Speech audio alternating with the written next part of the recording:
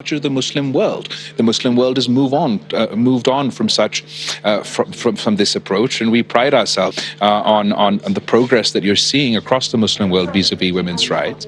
But the solution is to engage the Afghan government and try and convince them to live up to their promises to the international community, and that is exactly Pakistan's approach, and many other countries, many other multilateral institutions' approach. But that engagement isn't working, is it? I mean, for example, when you talk about the international community and their interest in Afghanistan, one of these measures was, more draconian steps on women was announced the very moment when the UN Security Council was meeting in New York. That wasn't a coincidence. That was a deliberate snub, was it not? I don't know how far is it. Look, no one appreciates or welcomes this development.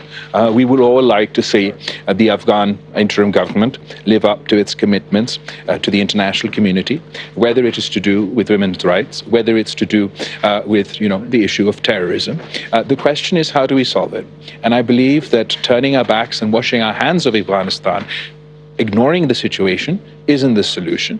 We require continued engagement. Absolutely, we've not been successful so far in achieving all our aims within the Afghan context, but I'd like to remind you that it's been almost over a year since the new government has taken over, and it'll take time for us to achieve our goals. But I don't believe that turning our backs and disengaging is an option. It's certainly not an option for Pakistan, who shares such a long and porous border with our neighbors in Afghanistan, who have serious concerns with the issue of terrorism. And let's be honest, the people of Afghanistan are victims of terrorism, and the people of Pakistan are victims of terrorism. Neither will we be successful in our efforts against terrorists, and neither will the Afghan regime be successful in their efforts against terrorism if we don't have some sort of cooperation and engagement, and that's a priority for us.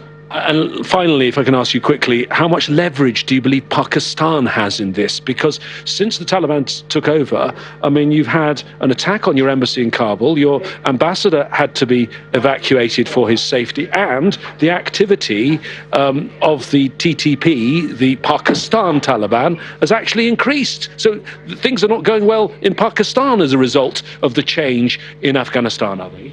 I think Pakistan's leverage over the Taliban, over Afghanistan, has by and large been exaggerated by the international community in the past and up until this day.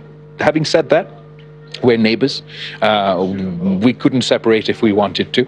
And the only way to enhance leverage on both sides is to continue to engage with them. As far as the attack on my head of mission in Kabul, absolutely, it's a condemnable act, and the Afghan authorities have taken action. They're investigating. I haven't recalled my ambassador from Afghanistan in the context of that. He was due back anyway for some briefings and dialogues. That's ongoing, and I hope that we will have the security necessary to send him back soon. As far as the TTP is concerned, I believe that the previous government had the wrong approach. Its policy of appeasement towards the Taliban has created problems for the people of Pakistan.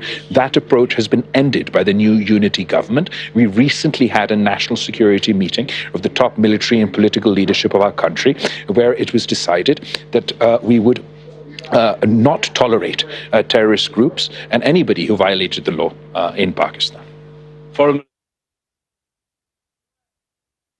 Bilawal Bhutto Zardari गैर मुल्की team को interview दे रहे थे, जिसमें उनका कहना था कि मुस्तहकम और पुरअमन अफगानिस्तान के लिए आलमी बरादरी को अपना किरदार अदा करना चाहिए।